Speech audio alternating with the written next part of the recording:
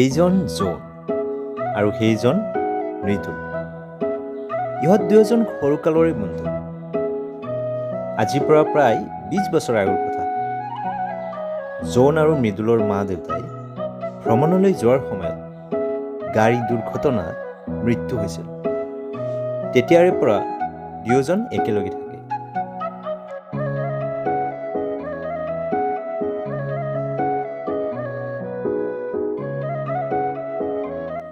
দাদা, মই অলপ ওলাই যাওঁ।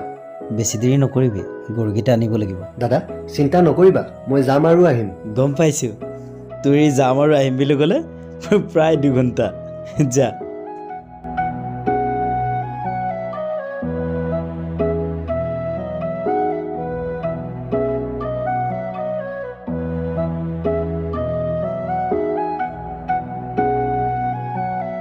ঐ জোন,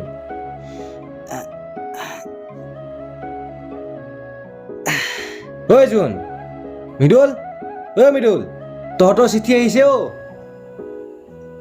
মৃদুল ঘৰত নাই, ক'ৰবালৈ ওলাই গ'ল। ৰ'ব, মই গৈ আছোঁ।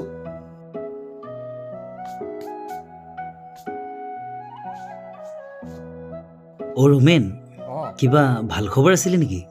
ভাল খবৰ, কিবা জইনিং লেটাৰ আহিছে। অঁ, ঠিক আছে। যাওঁ।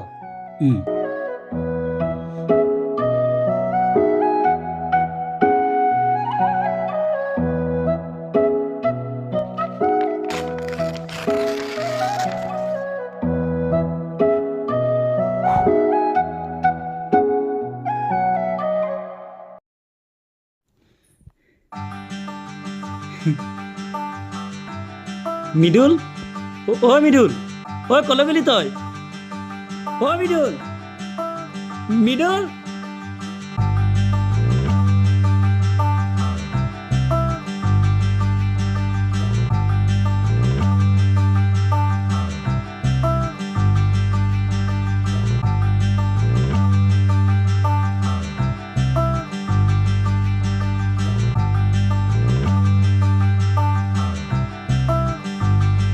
দাদা, দাদা আৰু ক'ত যায়?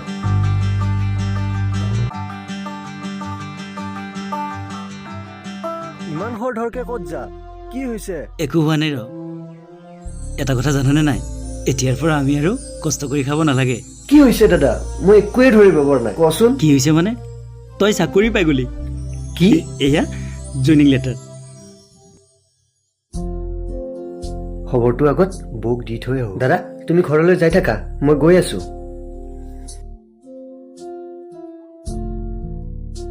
ইয়াৰ আকৌ কি হ'ল? ক'ত বা যায়?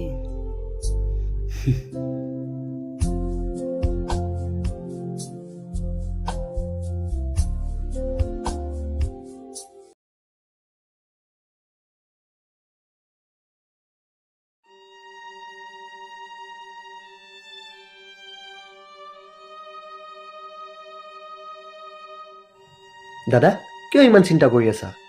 মাত্ৰ 3 বছৰহে বাহিৰত থাকিম, তাৰপিছতো গুৱাহাটীতে আহিম, তেতিয়াতো ঘৰতে থাকিম। নাই, একো চিন্তা কৰা নাই। মা দেউতাৰ মৃত্যুৰ পিছত এদিনৰ কাৰণেও তোক অকলে এৰা নাই। আৰু এতিয়া 3 বছৰ তই গ'লে ঘৰখন খালী খালী লাগিব। দাদা, মই এতিয়া ডাঙৰ হ'লো, এতিয়া একো চিন্তা কৰিব নালাগে। আৰু দাদা, কি ক আকৌ? আমাৰ গাঁৱৰ যে হকেনৰ জীয়েক আছে, কিন্তু তাই বৌ বুলিয়ে মাতি থাকো, আৰু ছোৱালীজনীও বহুত ভাল। ভাল হ'লে মই কি কৰিব লাগে? মই কিন্তু সকলো কথা গম পাওঁ দাদা। আৰু সেইদিনা মই জইনিং লেটাৰখন লৈ তালৈকে গৈছিলো, সেইদিনাই মই সকলো কথা গম পাইছো। দাদা, মই বাহিৰৰ পৰা অহাৰ পিছত যাতে দুয়োকে একেলগে দেখা পাওঁ। ঐ দাদা! ঐ মৃদুল, শুনচোন। ঐ, একো নকৰা। মোৰ কথাটো কিন্তু মনত ৰাখিবা। যাবি দেই, কথাটো মনত ৰাখিবি। ঠিক আছে।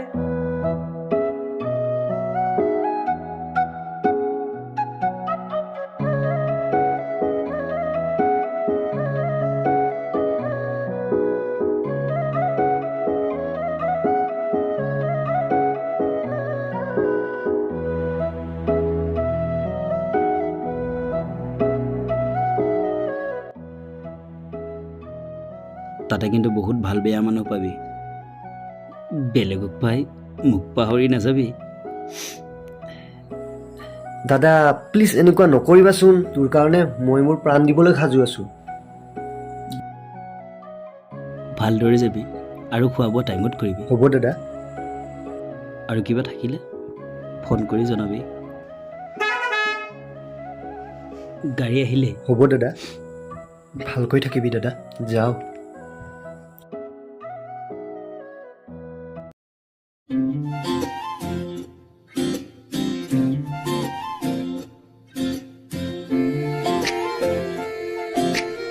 আৰে তুমি ইয়াত যে ক'লৈ গৈছিলা মামাহঁতৰ তালৈ গৈছিলোঁ তোমালোকৰ ইপিনেদি আহিলোঁ কিন্তু কাকো দেখা নাপালোঁ যে আমাৰ ঘৰলৈ গৈছিলা এনেতো কেতিয়া নোযোৱা আজি মানুহে বাবে গৈছে ন কিয় মৃদুল ক'লৈ গ'ল সি চাকৰি পালে নহয় তাক আগবাঢ়ি থ'বলৈ গৈছিলোঁ বাহিৰতে থাকিব 3 বছৰ গাঁৱলৈ নাহে আৰু ব'লা নহ'লে আমাৰ ঘৰলৈ যাওঁ এতিয়া নাযাওঁ একেবাৰে লৈ গ'লে যাব পাৰি কিন্তু কেতিয়া নিবা তাকেহে ভাবি আছোঁ যোৱা ঠিক আছে যোৱা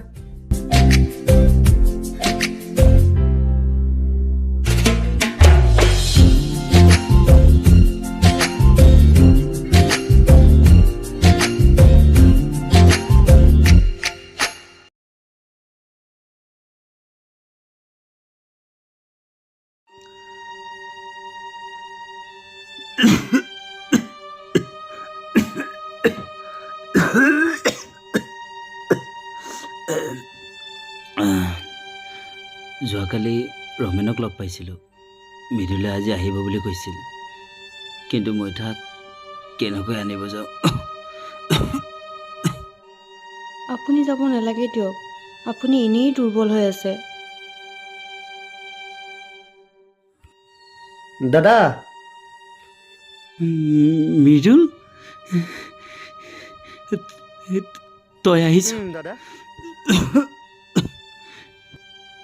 মই তোক আগবাঢ়ি আনিবলৈ নোৱাৰিলোঁ তইতো মোক বেয়া পোৱা নাই মই কিয় বেয়া পাম আৰু তোৰ কি হৈছে এনেকুৱা হৈছে যে একো হোৱা নাই বৌ দাদাৰ কি হৈছে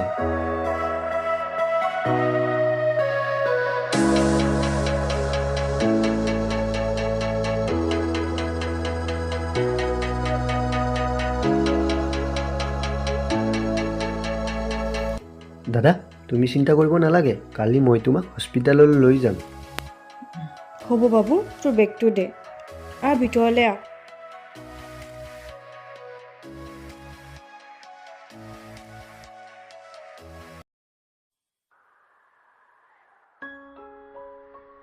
তোমাৰ দাদাৰ কিডনী এটা বেয়া হৈছে কি কিডনী বেয়া হৈছে ছাৰ মই কিডনী দিম আৰু এই কথাটো কেৱল কাকো জানিব নিদিব সেইটো বাৰু বুজিছোঁ কিন্তু তুমি তোমাৰ জীৱনৰ কথা কি চিন্তা কৰিছা অঁ ছাৰ চিন্তা কৰিছোঁ যাৰ কাৰণে আজি এই মুক্ত আকাশৰ তলত জীয়াই আছোঁ সেই ভগৱানজনৰ কাৰণে এটা কিডনী কিয় প্ৰয়োজন হ'লে 2টা কিডনী দিবলৈ সাজু আছোঁ আপুনি কেৱল দাদাক ভাল কৰক তুমি চিন্তা নকৰিবা আমি যিমান পাৰোঁ ট্ৰাই কৰি আছোঁ বাকী ভগৱানৰ হাতত ঠিক আছে ছাৰ থেংক ইউ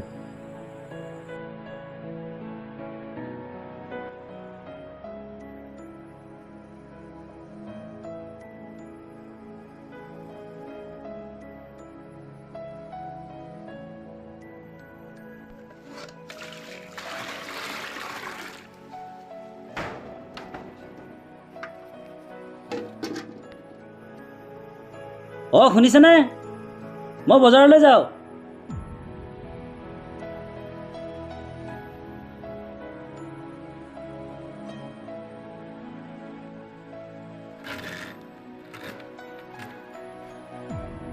ছাৰ আপুনি ইয়াত যে তোমাক চিনাকি চিনাকি যেন লাগিছে তুমি জোন নেকি হয় ছাৰ মই মানে কিবা এটা কামত ইয়ালৈ আহিবলগীয়া হ'ল ছাৰ আমাৰ ঘৰটো অকণমান আগতে বলক নহ'লে অকণমান আমাৰ ঘৰৰ পৰা আহোঁ এতিয়া দেৰি হ'ব নেকি হে নাই ছাৰ একো দেৰি নহয় অকণমান আগতে বলকচোন গাড়ী নিব নালাগে আহক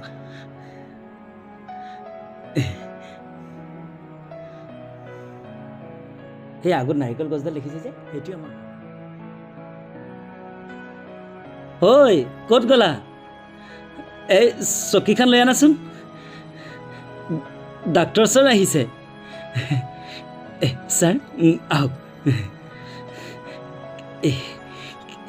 আহক বহক এই শুনাচোন ছাৰ তুমি থিয় হৈ আছা কিয় বহা তোমালোকৰ ঘৰত আৰু কোনোবা আছিলে নহয় কলৈ গ'ল আছে ছাৰ সি ডিউটিত গৈছে তেওঁৰ নামটো মৃদুল ডেকা আছিলে ন অঁ ছাৰ মৃদুল ডেকা সি মোৰ সৰু ভাইটি সৰু ভাইটি কিন্তু যেতিয়া তেওঁ কিডনী ডনেট কৰিছিল তেতিয়া তোমাৰ আৰু তেওঁৰ উপাধিটো বেলেগ বেলেগ আছিল যে মানে ছাৰ মই একো বুজি পোৱা নাই ছাৰ মানে তোমাৰ এটা কিডনী বেয়া হৈছিল কি আৰু মৃদুলে নিজৰ কিডনী এটা তোমাক ডনেট কৰিছিল আৰু তাতে ফিল আপ কৰা ফৰ্মখনত উপাধিটো বেলেগ আছিলে ছাৰ আপুনি এইবোৰ কি কৈছে এইবোৰ সঁচা নে মইনো কিয় মিছা কথা ক'ম আৰু এইবোৰ কথা আপোনালোকক ক'ব মানাই কৰিছিল মই কৈয়ে দিলোঁ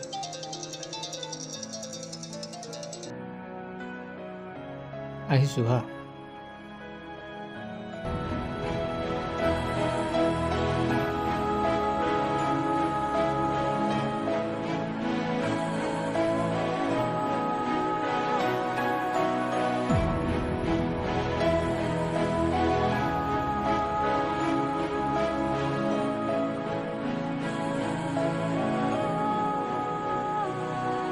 দাদা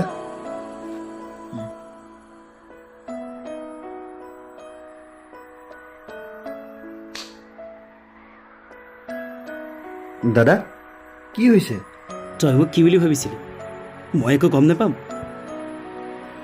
ডাক্তৰ ছাৰ আহিছিল সকলো কথা কৈ গ'ল দাদা মই কেতিয়াও নিবিচাৰোঁ তুমি মোৰ পৰা আঁতৰি যোৱাটো জন্মৰ পিছৰ পৰা মা দেউতাই মোক নেদেখা পাই আজি ইমান ডাঙৰ আৰু চাকৰি কৰি আছোঁ কাৰ কাৰণে হৈছে কোৱা আৰু তোমাৰ কাৰণে মোৰ সকলো বস্তু হাঁহি মুখ ত্যাগ কৰিব পাৰোঁ দাদা চুপ একদম চুপ পাগল হৈছা অঁ পাগল হৈছোঁ তোমাৰ কাৰণে এতিয়া মই বহুত সুখী দাদা দাদা বহুত ভাল পাওঁ তোমাক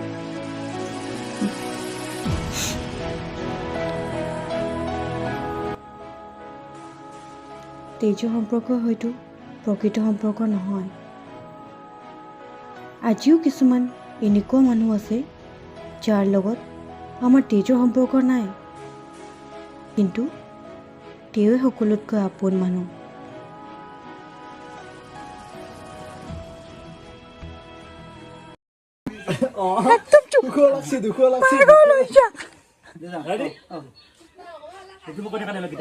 চুপ একদম চুপ পাগল হৈছে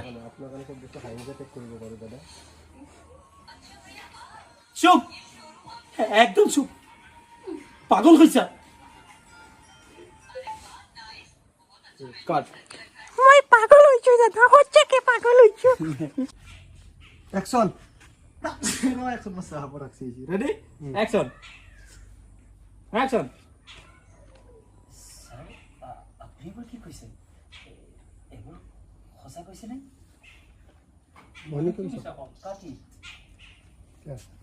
আপুনি এইবোৰ কি কৈছে আপুনি এইবোৰ সঁচা কৈছে নে কিবা ভাল লাগে না কিবা বেলেগ আছিল মইতো কি ক'ব লাগিব এতিয়া মই কৈ আছোঁ দুজনে মানে এতিয়া তুমি ঘৰত সোমাইছা অলৰেডি দৰ্জাখন মাৰিবা বাই বাই মাৰি কি অঁ গৈ থাক হা অঁ গৈ আছে আহিছোঁ হা এনেকৈ ক'লে হ'ল জাষ্ট বেলেগ একো নাই তাৰপিছত এক আউট কৰাই দিবা অলপ টাইম শুনিছোঁ পফ মাৰিব লাগিব মাৰি দিছোঁ ন পপ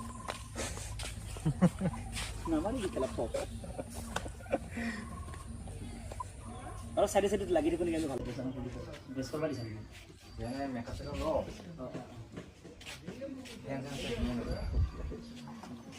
হাই গাঁৱলীয়া ছোৱালী নৰ্মেল মেকআপ